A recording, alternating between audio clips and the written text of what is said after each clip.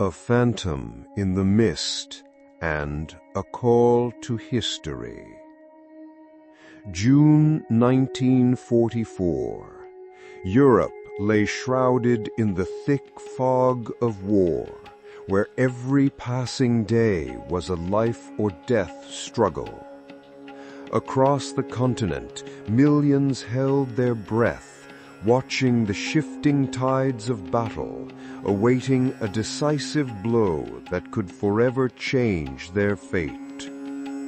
The Allied forces were feverishly preparing for one of the greatest amphibious operations in human history, a daring attempt to open a second front to liberate the continent from the brutal grip of Nazi Germany. Yet few could have imagined that the success of this monumental undertaking would not merely hinge on the might of steel divisions, the bravery of soldiers on the front lines, or the destructive power of colossal war machines. It depended on something else, far more subtle, an invisible force with the power to turn the tide. The genius mind hidden in the shadows, a man who quietly orchestrated a masterpiece of deception, an unprecedented theatrical play in military history.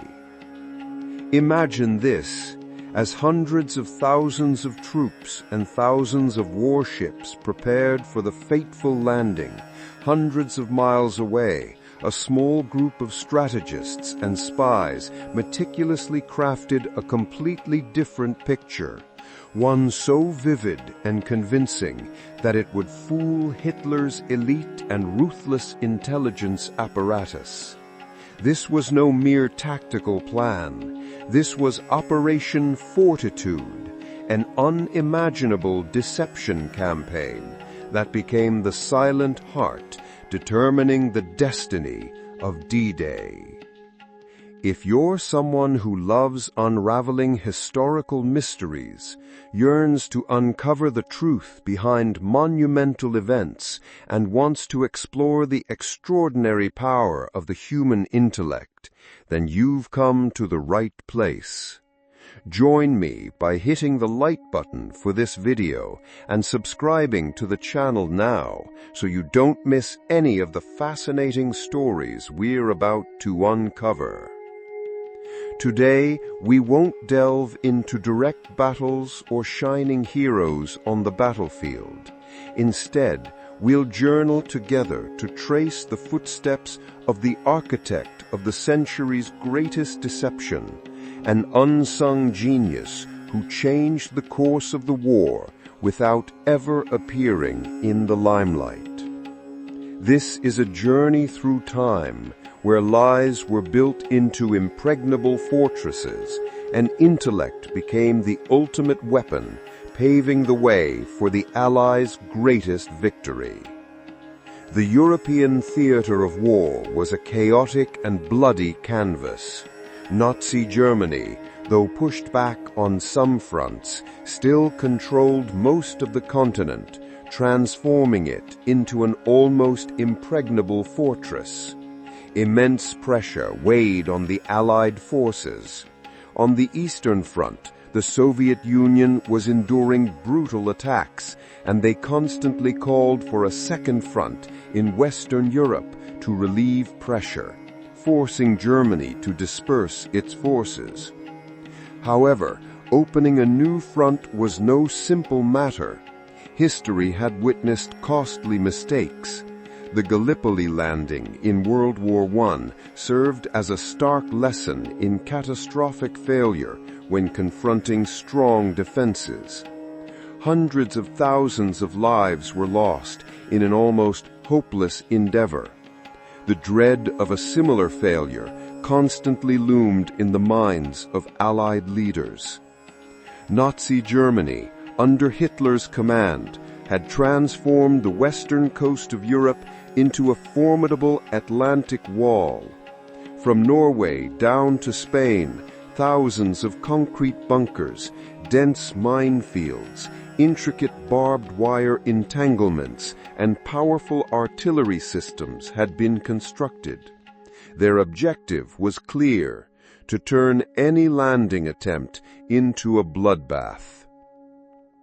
For the Allies, the problem wasn't just when and where to land, but how to minimize casualties and ensure success.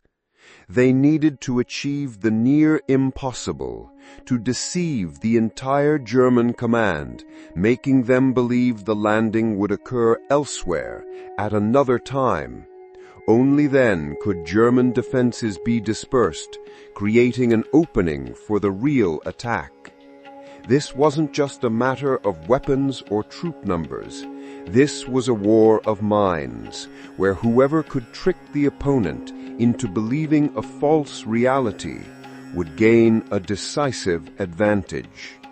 And from this desperate need, an audacious, almost insane idea began to root take, an idea based on deception and psychological manipulation.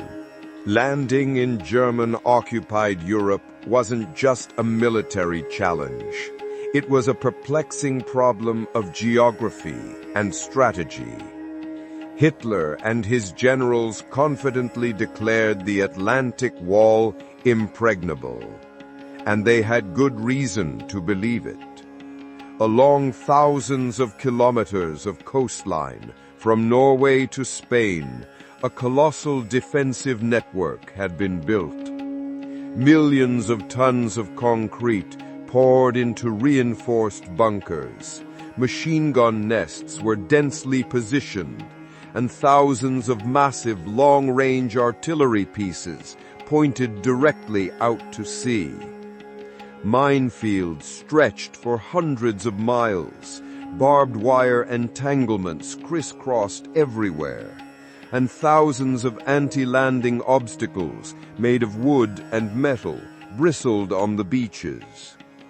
Every potential landing beach was transformed into a deadly trap, waiting to crush any attack. Furthermore, the German forces had formidable reserves, ready for rapid deployment to any hotspot. Elite panzer and infantry divisions were on high alert, capable of reacting within hours. This was a multi-headed defensive monster, and a direct assault would mean a massacre. Facing this fortress Europe, Allied strategists realized that a frontal assault without the element of surprise would come at the cost of countless lives and likely total failure. They needed to achieve the near impossible, to deceive the entire German high command, making them believe the landing would occur elsewhere, at another time. Only then could German defensive forces be dispersed, creating a gap for the actual attack. This wasn't just about weapons or troop numbers.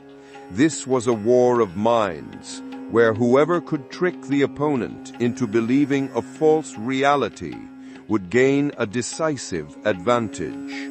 And from this desperate need, an extraordinary idea was born, a plan that would forever change the perception of warfare.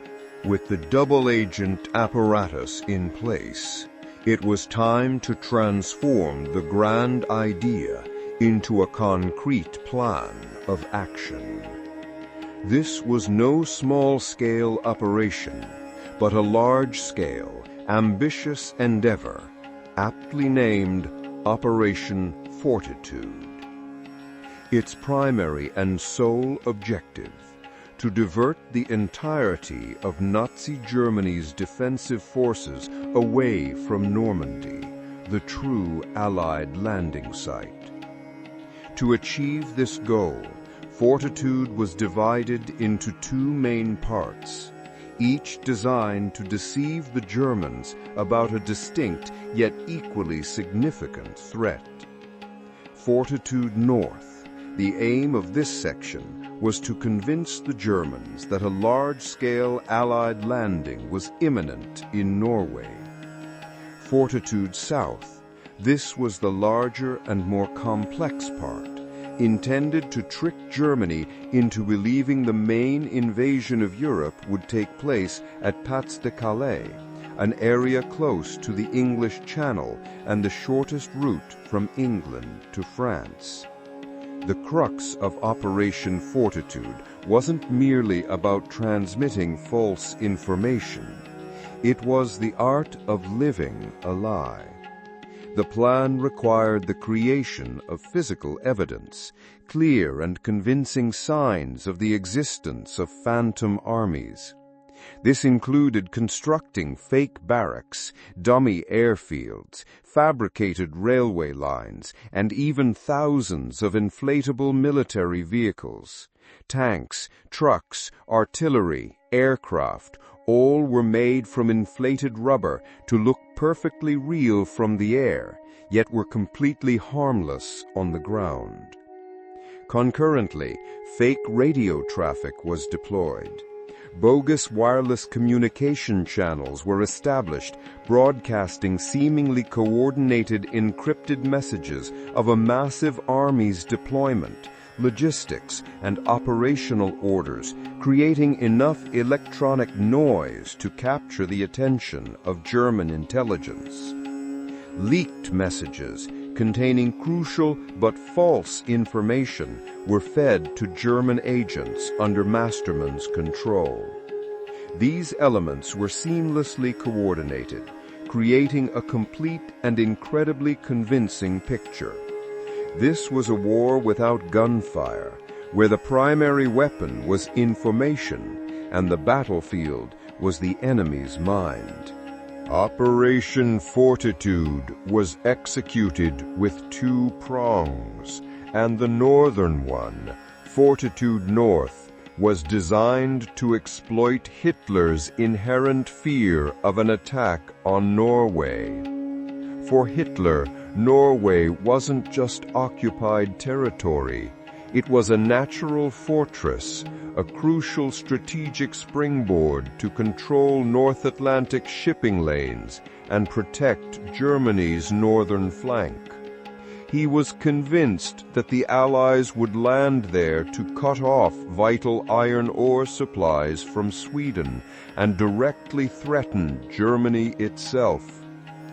To reinforce this fear, the Allies created a phantom army in Scotland. This was a force conjured entirely from illusion, yet constructed with astonishing detail.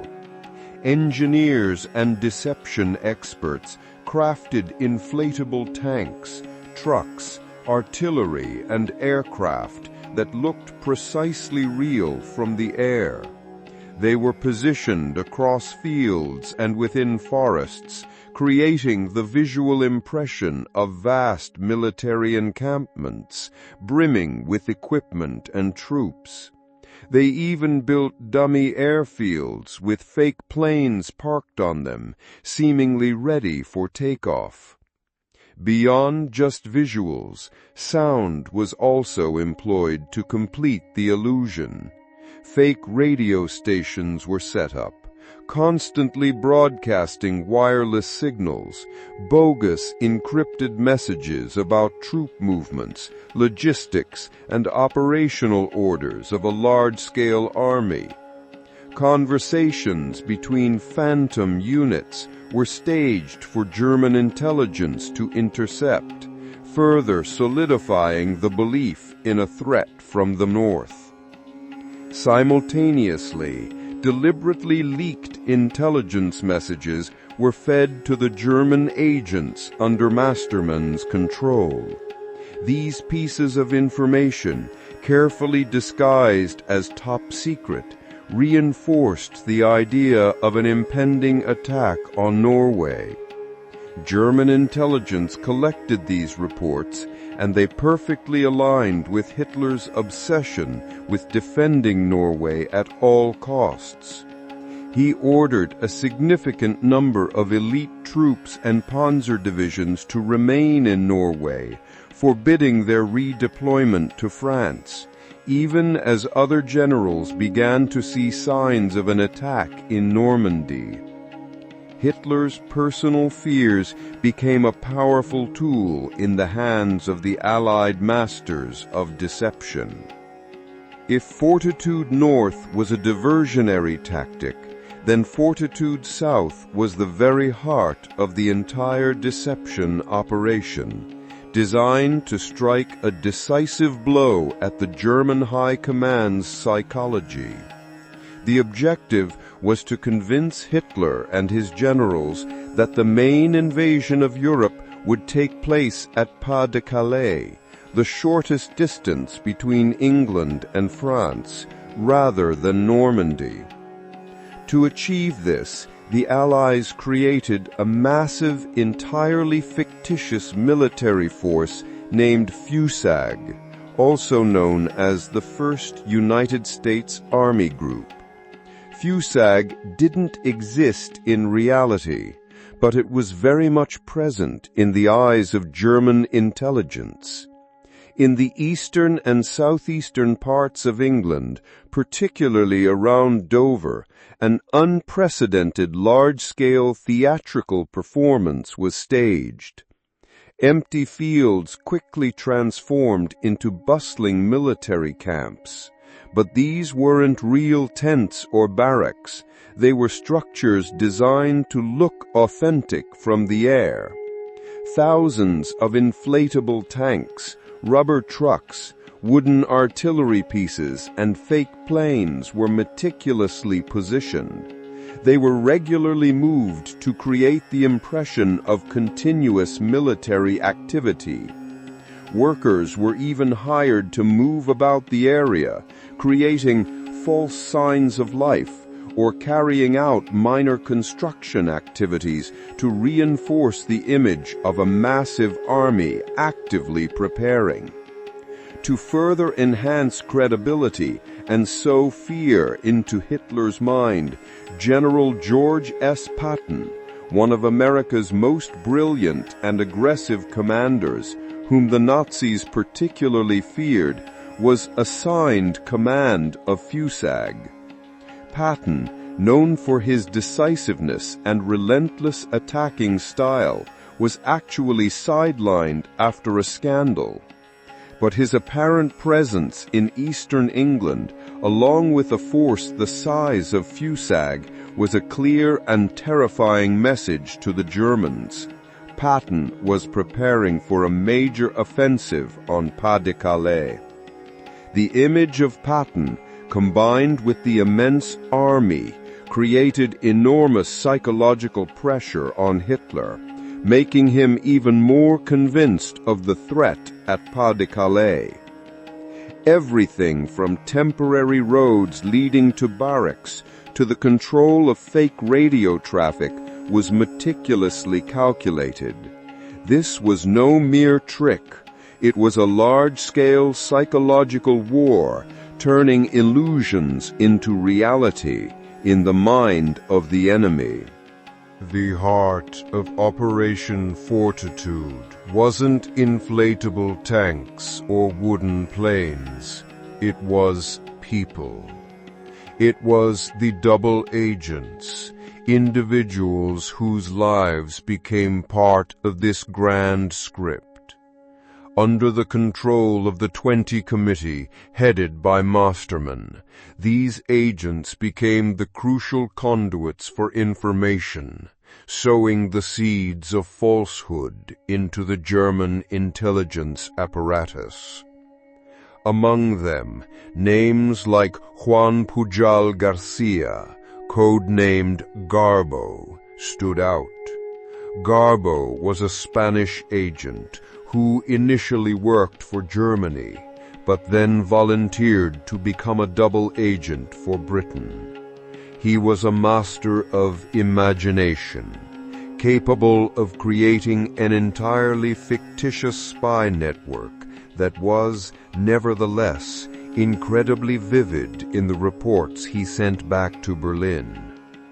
Garbo sent hundreds of messages detailing the activities of Fusag, even fabricating events like minor military vehicle accidents or large-scale exercises.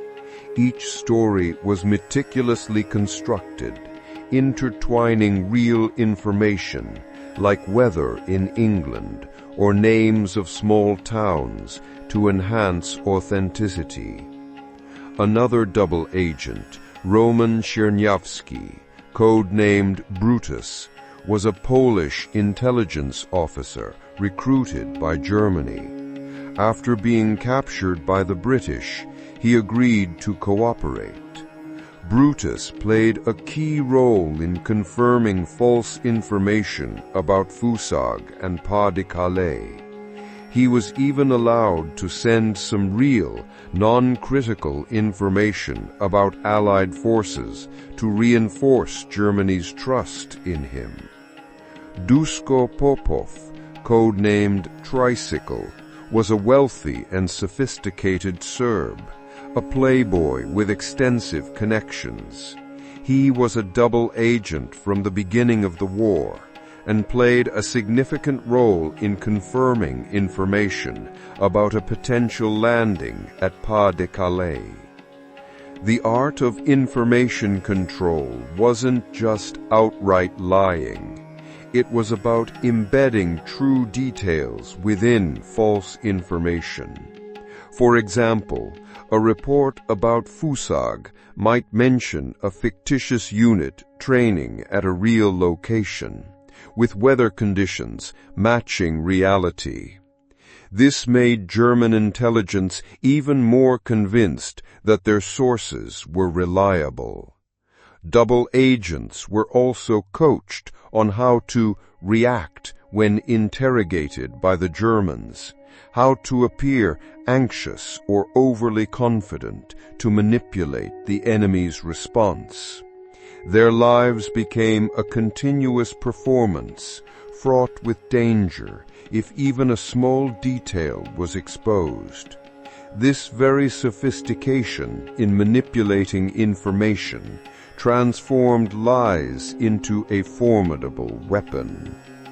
While the Allies were staging the grand spectacle of Operation Fortitude, on the other side of the battle lines, Nazi Germany's intelligence agencies, particularly the Abwehr, military intelligence, and the SD, SS Security Service, were diligently gathering information about the Allied invasion plans.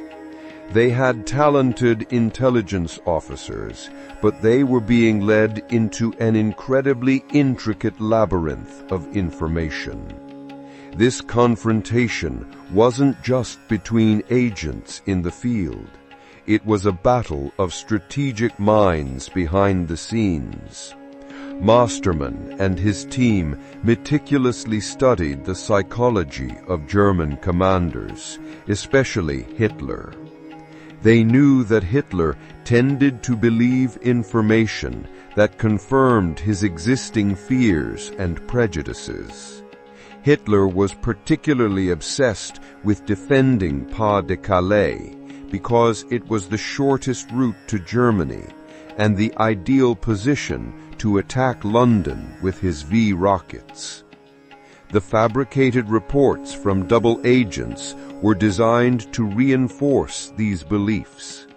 When agents like Garbo sent back detailed information about Fusag, describing the scale and preparation of this army in eastern England, German intelligence, especially at higher levels, became even more convinced that Pas-de-Calais was the primary target. Although sometimes lower or middle-ranking intelligence officers harbored some doubts, raising questions about the actual existence of the reported divisions, these doubts were often dismissed or overshadowed by the continuous flow of confirming information from trusted double agents. A clear sign that Germany had taken the bait was their continued decision to keep a large number of divisions, including elite panzer divisions, in Pas-de-Calais and Norway. Even as other signs began to emerge suggesting Normandy might be the target, such as increased Allied reconnaissance activities there, the German High Command, under Hitler's influence, steadfastly kept most of their reserve forces in the locations Fortitude had targeted. Their belief in the fabricated information became a psychological shield, preventing them from seeing the obvious truth. This was concrete proof of the power of a perfectly designed psychological operation. June 6, 1944. Dawn broke over the Normandy coast, bringing with it the sounds of a fateful landing. Thousands of warships, planes, and hundreds of thousands of Allied soldiers stormed beaches that would go down in history. Omaha, Utah, Gold, Juno, Sword. This was the moment the world had been waiting for. A steel punch expected to open the door to the liberation of Europe. Yet why did this colossal landing, expected to meet the fiercest resistance, manage to establish a relatively successful foothold in its initial hours? The answer lies in the profound impact of Operation Fortitude. Even as the first landing crafts touched down on Normandy shores, the German High Command remained remarkably bewildered and indecisive. Hitler and most of his senior generals still firmly believed that the Normandy landing was merely a feint, a prelude to stretch German defenses before the main attack at Pas-de-Calais. They were convinced that Fusag, the massive army commanded by Patton that double agents had confirmed, was still awaiting its moment to strike. As a result, instead of immediately deploying their formidable panzer and infantry divisions to Normandy to crush the landing, Hitler kept them back. Elite panzer divisions, which could have made a decisive difference on the beaches, remained idle at Pas-de-Calais, waiting for an attack that never came. Even when news of the Normandy landing reached Hitler early that morning, he was asleep, and no one dared wake him for fear of his wrath.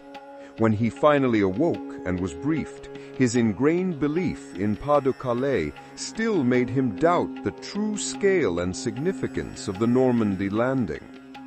This delay in reaction created an invaluable window of opportunity for the Allies to consolidate their positions in Normandy and push deeper into the invasion. The initial success in Normandy was just the beginning. The challenge wasn't merely to land, but to hold and expand the beachhead. And to do that, the Fortitude deception plan could not stop even after D-Day had begun. In fact, its power had to be maintained, even amplified, for many crucial weeks following the actual landing. The Allied High Command understood that if Nazi Germany discovered Fusag was just a ghost army immediately after D-Day, they would swiftly redeploy the powerful divisions held in Pas-de-Calais and Norway to Normandy. Such a massive reinforcement could easily push the Allies back into the sea, turning the initial victory into an unimaginable disaster. So the performance continued.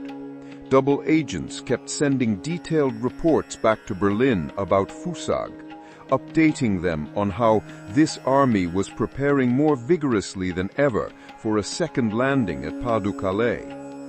Fake radio activity remained bustling, creating a dense electronic curtain that made German intelligence believe another attack was imminent. Even the inflatable tanks and dummy vehicles were moved around, creating signs of continuous military activity. This perseverance proved incredibly effective. For many critical weeks after D-Day, While Allied forces struggled to consolidate their positions in Normandy, Hitler and most of the German High Command still believed the real threat lay in Pas-de-Calais. German divisions, including the formidable 15th Army, remained pinned down there, poised to counter an invasion that never came. This is clear evidence of the power of psychological warfare in a large-scale conflict. It's not always guns and bullets that decide the outcome. Sometimes it's meticulously staged lies, consistently maintained, that can create critical strategic impacts far greater than any tank division. The success of Operation Fortitude cannot be overstated. It wasn't merely an intelligence victory. It was a decisive factor, a masterpiece of intellect and deception that directly contributed to the success of the Normandy landings. Consider the numbers.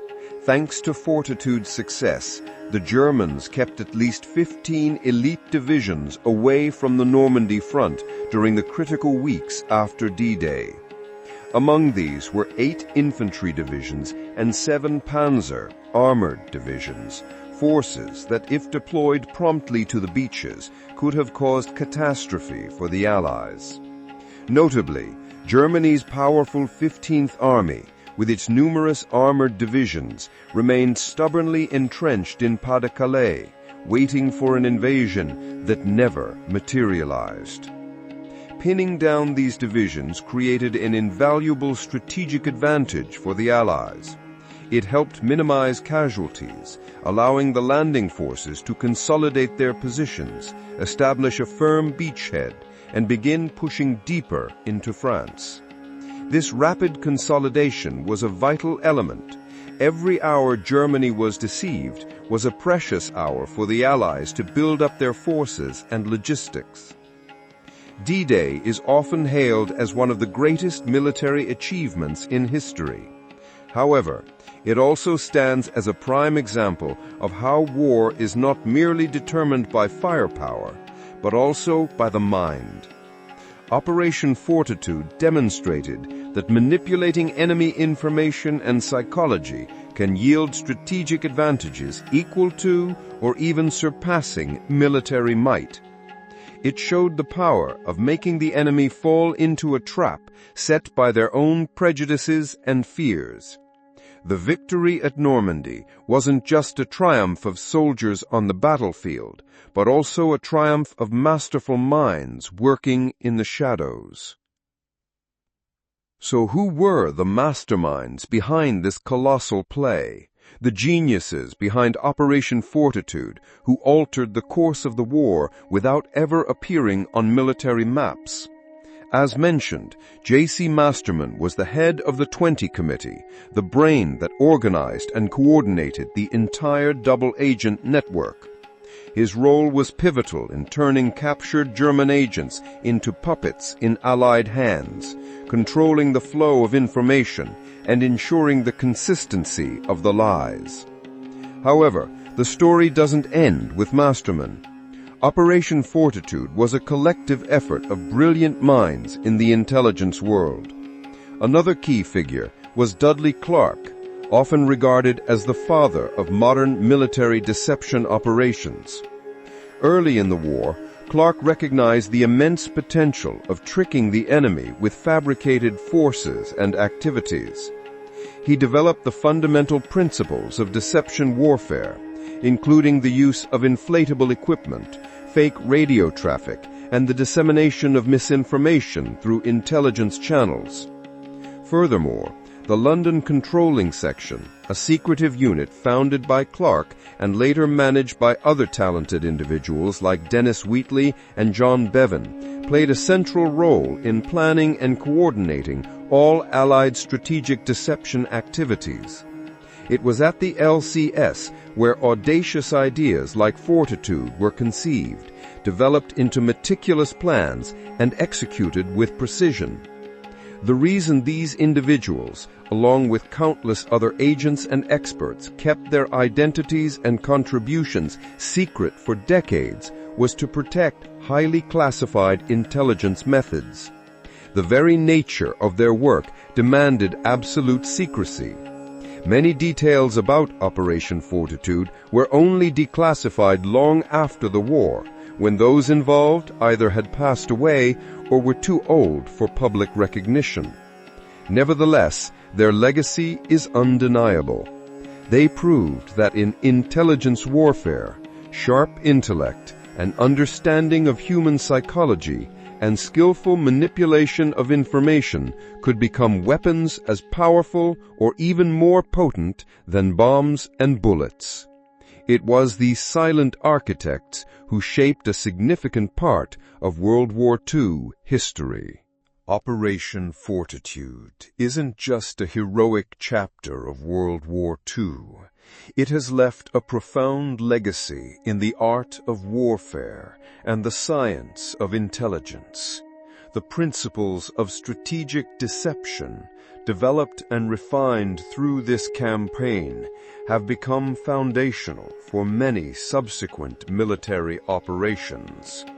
It clearly demonstrated that modern warfare isn't solely a clash of firepower or troop numbers, but also a battle of wits, where the enemy's information and perception are the most crucial battlegrounds. The greatest lesson from Fortitude is about psychology and the art of manipulation. Those behind this campaign deeply understood how the human brain processes information and how beliefs and prejudices can be exploited. They didn't just make up a story. They built an information environment, a simulated reality, convincing enough for the enemy to willingly believe in it.